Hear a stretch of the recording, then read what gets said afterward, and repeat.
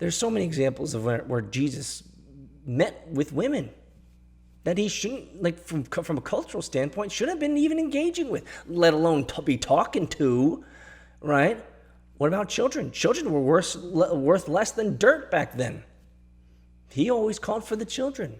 He was a great example of equality, social justice, and the value of human life, human dignity, and equal rights.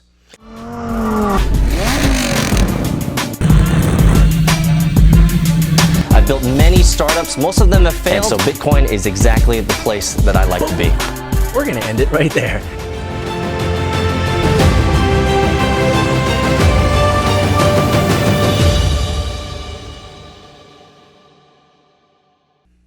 What's up, guys? This is going to be a fun one.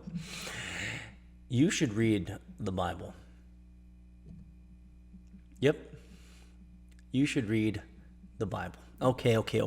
Before you turn it off, before you go rolling your eyes and doing all sorts of heavy sighs or whatever you're going to do, trust me, it's not going to be religious, however you deem that. It's not going to be spiritual, however you deem that, guys. I am going to be talking to you from a perspective of, let's just say, I'm just going to look at it rationally. I'm just going to look at this idea rationally, guys. I got my notes in front of me here, and I just want to tell you why you should read the Bible. And then at the end of all of this, maybe 20 minutes in or so, I'll give you what the Bible has done for me.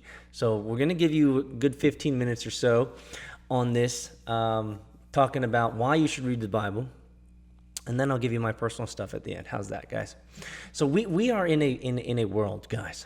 We are in a world where Bible illiteracy is at an all-time high, right? The Catholic Church, for example, only has a small part of the Old Testament, and it's official readings of so, and the Jewish, the Jews, they only read like the first 5 books. If you're an Orthodox Jew, you actually spend most of your time in the Talmud. And not even really in the Bible all that much. So what we have is, at least in America, is you have the evangelical Christians, right? These are pretty much the only type of religious group that generally have cultural desires that you should, as a member of a evangelical Christian church or evangelical Christian community, they have these desires that you should read the entire Bible, and they're not wrong. You really should. So let's look at this as to why this is one of those things that you don't learn in school. This is one of those things that, well, frankly, they're trying to take, obviously, religion, Bible, all that stuff out of school, and maybe there's a grand agenda to that, but I'm not going to go off onto that tangent. Here's what you need to know. There is 2.3, 2.5, doesn't matter. It's about 2.5 billion Christians, or so-called Christians, out in the world today. That's pretty much a third of the world's population, give or take a few million, right? It's about a third of the world's population. So if you're living in America specifically, right, this is a powerful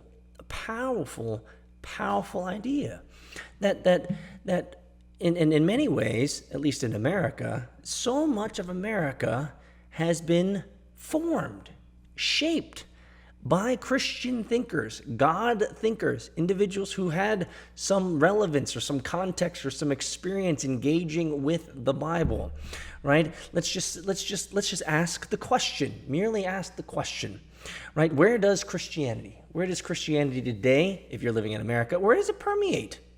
Well, guys, you don't have to actually think that hard. Schools, obviously, certain types of schools, Christian schools. Public schools don't like it, so there's always going to be that rub there. Sports, right? You kind of see sometimes sports athletes, right, raising their finger after they scored that goal, after they hit that home run, after they got that trophy. They're raising their hands to the heavens. What? For what? Well, there's some spirituality, there's some religion there. Politics, ooh. Come on, guys. Isn't there so much religion and so much Christianity in politics, right? The whole idea about how you're born, when you're a human, right? these types of things. What about the whole Leviticus thing? The whole thing about, sexuality, right? This plays into politics real well, local and state, right? What about TV, entertainment, music, books, pretty much everything in the Western world, guys. Pretty much everything in the Western world has been influenced by Christianity, either directly or indirectly through actors and people who just happen to be Christian. And this is the crux. This is the crux of my argument here as I was writing down these notes. The crux of my argument is so important to understand, not to be, but to understand this perspective, this Christian worldview. And I think sometimes it's hard to extract ourselves, especially if we're living here in America. It's hard to extract ourselves from the realities that so much of the template of America, the template of our culture, the template of the times, is because of individuals who were affected by Christianity at some level. I believe, guys, and this is important, kind of the crux of my argument here, that understanding the underpinnings of the number one religion should be part of a balanced worldview diet. That's what I wrote down in my notes. Understanding the underpinnings, which is Christianity, the number one religion by like 1 billion people, by the way, because I think Islam is the next at like 1.5 or something, 1.6, maybe by, doesn't matter. Christianity is number one. And so, therefore, understanding the underpinnings of the number one religion should be part of a balanced worldview diet. So much in the world, especially in the Western world, leverages the messages of Christianity, the sayings, slogans, and even entire organizations' view of the world, and entire organizations, they have a mission that's Christian-centric, that's spiritual-centric, that's God-centric.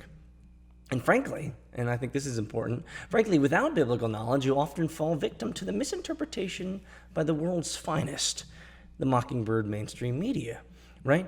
And so without biblical knowledge, you will constantly be fed misinterpretation by those who would leverage the Bible, leverage Christianity to their agendas, to their ideas, and to their schemes.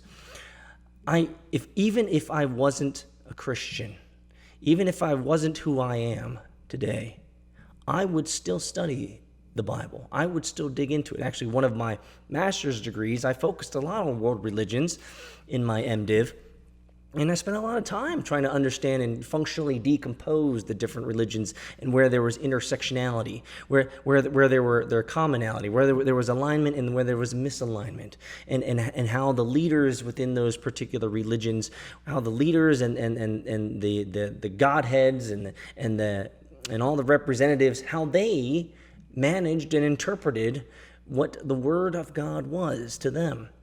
You see, I truly believe, and I'm pulling from myself a little bit here, but I truly believe that biblical knowledge is so important to have because so much of the world leverages it. So much of the world uses it.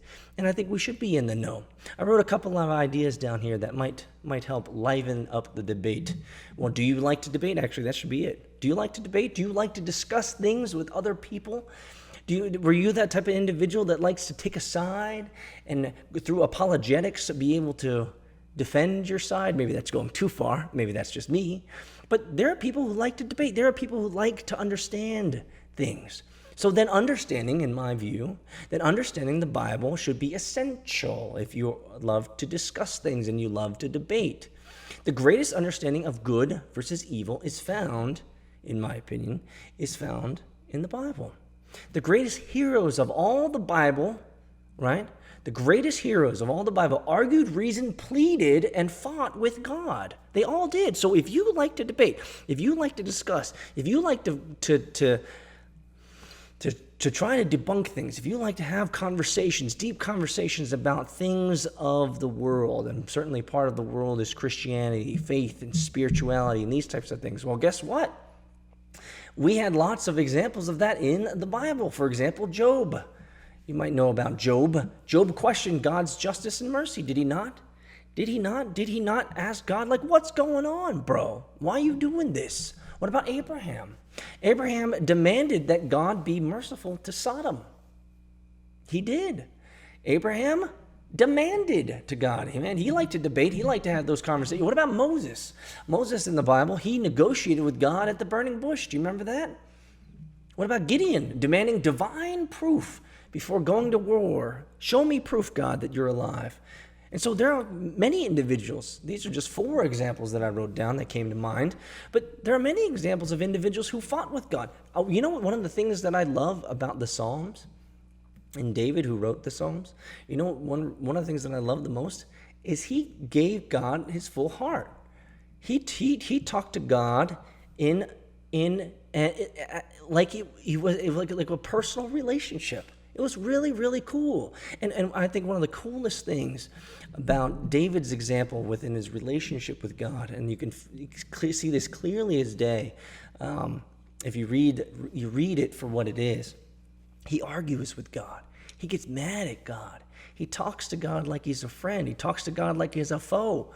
He reasons with him. He says, bro, why aren't you destroying these motherfuckers? And then in the next thing, he's like, please forgive me for being a terrible person. Like, I love the authenticity of David, and that's something that you wouldn't. That's something that to be emulated. That's something to want to be like. To be someone who just allows you to see them for who they are, right? That's what I love about the Bible. It gives us great examples of so many things. What about if you desire? I wrote this down. What if you desire finding meaning, or you're into social justice and equality? The Bible is something you should certainly read if you desire finding meaning, or for social justice or equality in the world. All the greatest characters in the Bible had encounters with God that were somewhat enviable, right? God showed up in amazing ways and helped them find their meaning. The Bible also has a lot to say about social justice and equality.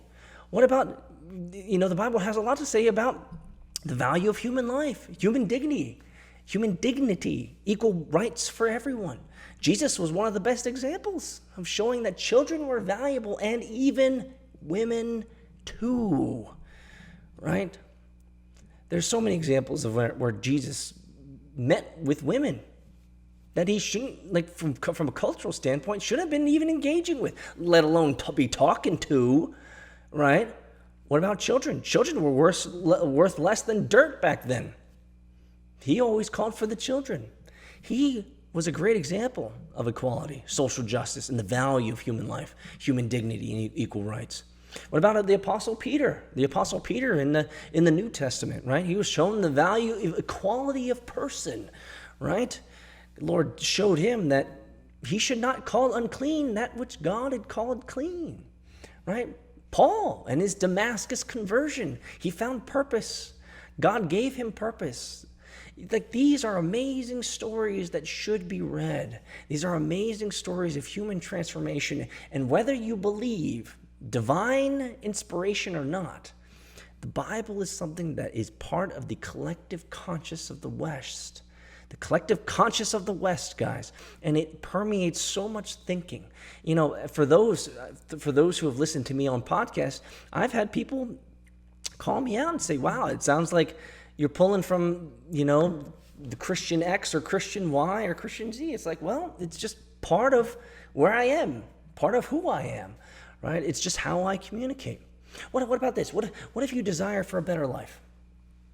What if you desire for a better life? If you're desiring for a life worth living, well, the Bible can help you find that purpose. It can help inspire you. Some of the greatest stories and plot twists and events happening in the Bible. I mean, I could almost look at it this way. Some of the best plot twists, some of the best story writing, before story writing was a thing, it's all in the Bible, right? Betrayal, wacky things happening, naked men sometimes doing wacky stuff with wacky people. I mean, I can think of a lot of stories in the back of my mind, guys. Many of them are hilarious. But here, so many of the stories, they show you the depth of man, the good and the bad, the shallowness of man, the foolishness of man, and certainly the pride of man. There is a lot to be learned from this book on how to live better, how to be more thoughtful, how to have a better, loving life, right? You may just appreciate life more just because you've read the Bible. And so I haven't even talked about the spiritual side of stuff. I haven't even talked about faith, right? Here's my argument. The argument is that there's 2.5 billion Christians in the world today. The West has certainly been molded and formed and shaped by Christian ideology, Christian worldview, Christian effects, right? Everything in the West has Christian context in it. Everything that in the world that you interact with has, in the West, Christian undertones, whether it's school or sports or politics, TV, entertainment, music, books, it all is affected. The freedoms that we have are certainly freedoms that can be emulated from the Bible. Do you like to debate? Do you like to discuss? Do you desire to find meaning? Do you care about social justice and equality? Do you desire to have a better life? A life worth living? Then all of this can be found in the Bible. Just merely through reading it, you can find the human experience. And find the human experience. When you can find and see and experience and enjoy that for what it is, I'm telling you, it'll reveal things about yourself that you never knew. Now, I haven't even talked about faith yet. And I'm not going to talk about it. I'm not going to evangelize to anyone here. But you might just be able to find what you're looking for by reading the Bible. It should be a source of knowledge. So much of what the world around us is affected by it. And I think it's ignorant, frankly, and I'll just call it for what it is. I think, frankly, it's ignorant to not understand some of the, at least basic tenets of what it's about. And, I mean, I'll just go with that. So what? So what has the Bible done for me? I'll give you 3 things. And this is not exhaustive by any means, but I'll tell you what the Bible has done for me. Number 1, first and foremost, the Bible has allowed me to further inform the reasons as to why I believe what I believe. You might say, well, wow, that's cool, man. What does that really mean? What it means is now I have reasons. I have great reasons. I have excellent reasons, not just because this was some document, right? Not because just some people wrote what they wrote, but I can see the human experience, just what I was talking about, through these men and women in the Bible.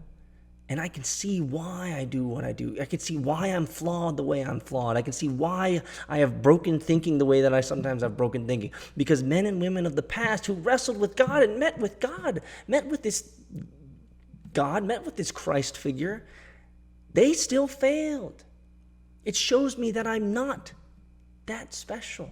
It shows me that I make the same mistakes, that I'm human, that I have issues like everyone else. I have the psychosis that some of these characters of the Bible have. I have the insanity that some of them have. I have the terribleness in my heart that can be there just like all of them, which allows me to resonate with their story, to be more than just empathetic. I can be sympathetic to their story. Because I realize that I am like so many of the characters of the Bible. And allows me to, because of that, because I can see myself in so many of the characters in the Bible, it allows me to understand why I believe what I believe. Because I need something greater than myself. Ooh, that's deep. Number 2, the Bible has allowed me to be educated in the symbolism of the world. The brain works on symbolism. The brain works on symbols, guys. I'm not going to go too much deeper into it than that. Google it. DuckDuckGo it. But the brain works on symbols. And by reading the Bible, I'm able to see the micro narratives, the undertones, the underpinnings of what people say. I can catch the little phrases that they use that might allude to who they are. It allows me an insight to their soul, and it allows me an insight to people's communication, right? Especially for me, since I studied world religions, I studied all your major ones in university, especially in my master's, my MDiv, right? I focused on Christianity, certainly, the apologetics thereof. I focused on Islam and the Muslim culture. I studied Buddhism. I studied the frankly, in my view, the big fallacies with this whole idea of atheism. Most people aren't atheists; they're just agnostic. To be atheist means right? But I won't go. I think it's far more reasonable to say, you know what, I don't know. I don't know if there's a God or not. Is probably the more rational thing to say than to look at someone straight in the eye and say, yeah, there is no. It's like taking that one on a lot of faith, aren't you? But, so, number 2, it allows me to understand the world of symbols. It allows me to more deeply understand humans and people and how they operate, right? And this was one of the big reasons, frankly, as to why I ended up getting an MDiv, because I had gotten a master's in learning and cognitive science and how the brain works. I got another master's in counseling and organizational behavior, how people organize themselves, how people self-organize, how people work together in communities and groups, communal behavior, right? The systems thinking, these types of things. So for me, the third was the worldview of faith, the worldview of religion. How did that affect decision making? How do people take their religion and how does it affect their behaviors? Right? This is important for me because I have a scientific mind, and this is kind of what I'm naturally drawn to understanding how people work. And so this made a lot of sense to me, to read the Bible. It helps me understand the world better. And number 3, I'll tell you what this has been great. Number 3, it allows me to have discipline. By reading it every day, it allows me to have discipline to myself and to my kids and to my family. Because I write notes in there. I write notes in it. I write notes about what it means to me in the moment. I write notes about why this is so important to remember, because there's a real life lesson here. And it allows me to share powerful passages in the future with my kids. So when I give these note-written Bibles to them, it allows them to see, at least maybe in their mind's eye, be able to hear their father when I'm long and dead, and they're reading this thing and saying, "Ooh, look at Appa. What did he say here? What did he think was important here?" And so it's been something. It's a way that reading the Bible daily is not only a great discipline, but allows me to communicate in the future to my kids and to my family when I'm long and dead, because this is something that's important to me. And so the Bible has improved my life in so many ways. It's informed my decisions around how the world works. It's informed my decisions around how people operate. And for me, the Bible is so crucial to a balanced, I think this is an important word here, a balanced worldview, a balanced understanding of how the world works. If we're only being in a consumerism world where we're consuming stuff that's just thrown at us and given to us in bite-sized chunks by news or whatever, we're not getting into the harder, the deeper stuff of life. And the Bible, I'll tell you, has so many answers. But sometimes maybe it creates more even questions than answers for some of you guys. But it has, for me, as I've studied and read it, it's opened up the world to me. And I'll tell you this, and I think this might sound a little spiritual here, but I'll tell you, it's always new. It really is. Every time I read through the Bible in a different stage of life, it's always new.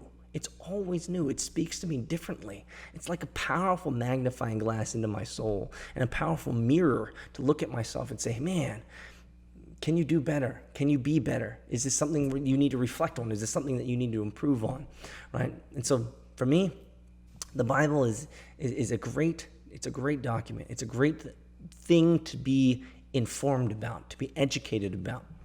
So that's going to be my treatise on why you should read the Bible. Let me know in the comments section below whether you think this is something that you disagree with, or maybe you agree with, or maybe you want to just leave a comment as to why maybe this is something that isn't taught in school.